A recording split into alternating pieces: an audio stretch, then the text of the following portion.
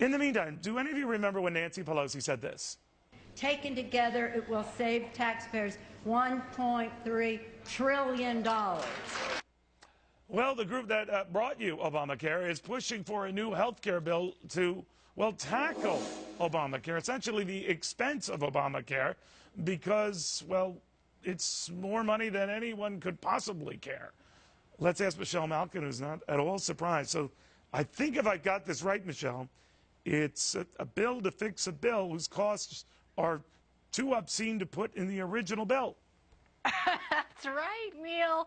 The Affordable Care Act, of course, was anything but, which many of us warned from day one of this national debacle. It is a fiscal sinkhole. And now Families USA, which is the far left group that supports all-out, full Monty socialized medicine, is back trying to recruit a diverse group of members to lobby for, I guess they'll call it the Affordable Care Act, and we really mean it this time. Well, you know what's weird, Michelle? Think about what's going on here. Now, there are a number of Democratic Congress, I think you were the first to alert me to this, who were saying, you know, about these medical device taxes. A lot of our constituents apparently are stuck paying for that, and we want that out of there.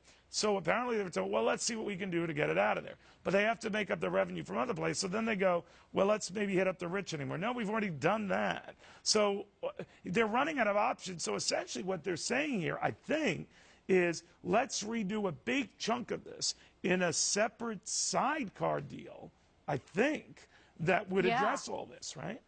Yeah, you know, if you read the actual quote-unquote proposals that they're floating now, that all of the healthcare trade magazines and blogs are heavy breathing about, it's not really clear what exactly people are signing on to. I mean, they've recruited the CEO of Ascension Health and some other ostensible business groups to sign on. I think what we have to remember here is the context. No matter how they might talk about cost cutting, cost saving, cost effectiveness, and reform, the singular agenda of Families USA has been to move us towards a British and Canadian style socialized medicine system. So they see the failures and the collapse of the ACA. Remember, again, the context of Kathleen Sebelius coming out now and telling us that the healthcare exchange implementation costs are double what they are, double, triple. We're now talking about overall costs of Obamacare in the next 10 years costing some $5 or $6 trillion. By the way, she was blaming a lot of that on Republican intransigence and all that. Of course she was. I mean, you cannot look at this, Michelle. I always think, and I'm sort of like the numbers nerd here, so I just do the math, and I'm thinking, well, you cannot be promising coverage for pre-existing conditions, getting your kids on your policy till they're like 80 or whatever it is.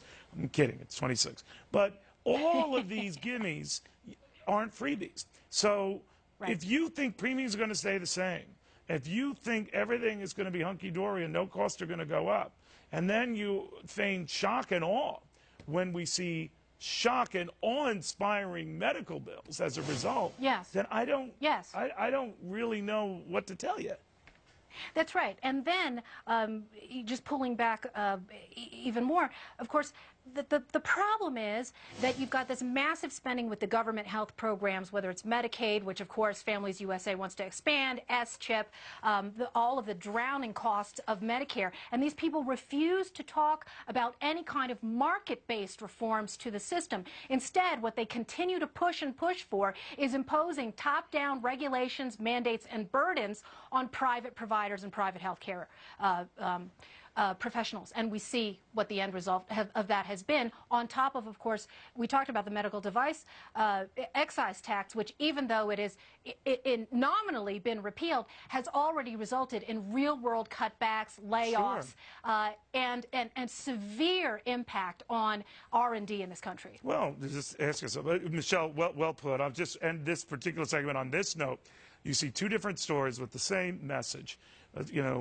Do as we say, not necessarily as we do or programs have yielded. I will say this, that would be analogous to me telling you all tonight to eat a salad. Really.